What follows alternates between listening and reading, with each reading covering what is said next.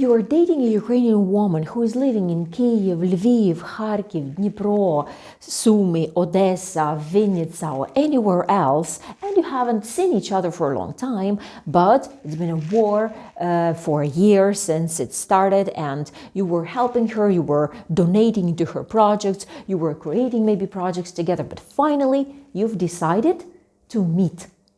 So I've created this video to pay your attention on important things that you actually have to care about when you meet her in person, because she is no longer the same woman you know. She is injured by war. And what it is and what you will see, I'm going to share in this video, and hopefully it is going to help you to continue your relationship in a happy way and to unite you as a couple. So first of all, her reactions on normal things will be different. Loud sounds will immediately startle her because that can be a rocket. In her mind, for 1 year, all the loud sounds are associated with an attack. So you need to know this, right? Try to avoid loud sounds or explain her what it is, so her mind switches from attack loud sound to peaceful loud sound. Airplanes. When she sees airplanes, she will immediately be panicking because, again, something flying in the sky is a rocket that is going to kill the people. Shouting, loud emotions, loud parties are going to create a different emotion in her. So if you can avoid that, if you can protect her from all that loudness of the world that we anyway have in peaceful times, then she will slowly get used to it. When you explain her what it is, she will not be negative about it, and she will not be taking it as strong as it might have been. Because what is the risk? It's just a panic attack, a psychological breakdown, or like immediate, isn't it enough? Well, I shouldn't be telling more, right? What she can do, she can, first of all, it's difficult to understand for a person who's being in the country where alarms are shouting and when bad things are happening, to see another country where it's peace, where people have everyday things to do, different worries than survival. They are not even thinking that, let's say 100 kilometers from there can be a war and people can be just hoping they will wake up tomorrow morning.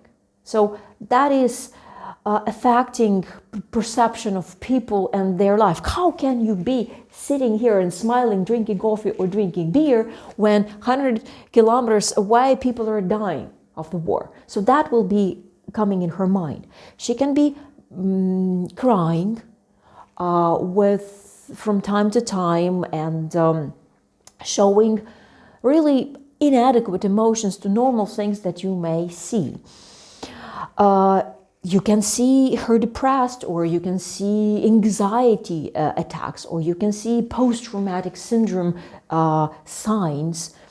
And all that, depending on the type of personality, will be one way or the other in different depth. So, well, it's a heavy video, I understand. And you're wondering why I'm making this video. Do you really want to date a Ukrainian woman with having all this trauma in her heart and in her mind, in her psyche? Well, it's changeable. It's like you cut your hand, you heal it, you put stitches and it grows, right? The same about psychology. You just need to be aware of what is happening, because you can be killing her with your love. When you are coming, you haven't seen her for a year or 6 months or anything. And you can be like creating unbelievable events for her, or bringing her to some loud parties, or making some like unbelievable gestures that she can simply not being capable of perceiving, of digesting in her mind. All this big flow of happiness can actually be destructive for her. And you need to be aware of it and dose the portions of your love so that it doesn't kill it. Doesn't kill your love, doesn't kill your person. Doesn't affect her strongly in a psychological way. It's like, imagine you went on an uninhabited island, stayed there for I don't know how long, and you starved, but then you were rescued. You aren't giving a feast, right? You start eating bit by bit, piece by piece, some simple food.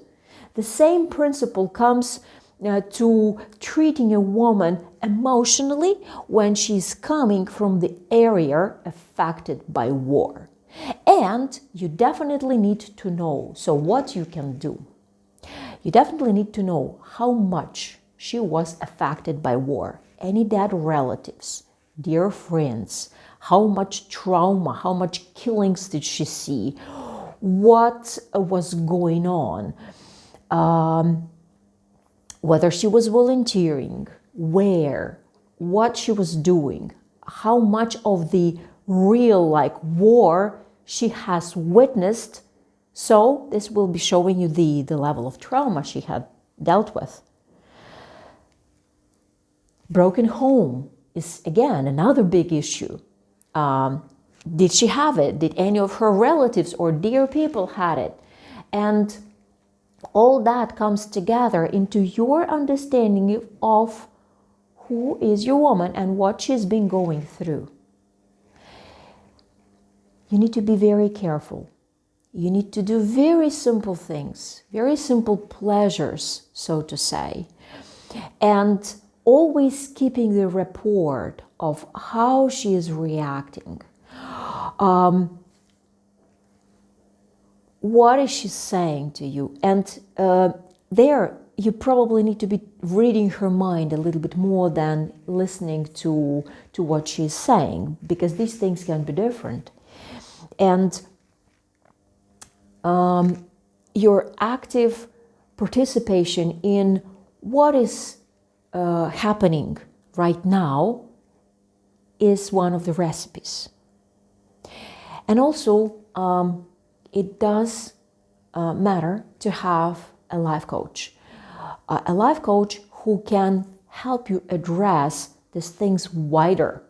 Well, not only life coach, but also a psychiatrist who is dealing with these post-traumatic syndromes and who can help you heal it. You need a doctor. And it's normal to say, because when you have a toothache, you go to a dentist.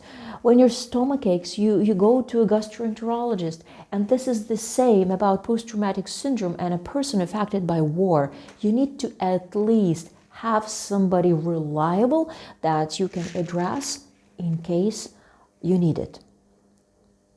And antidepressants don't really help at the point. You need to know what is really happening in the person's life.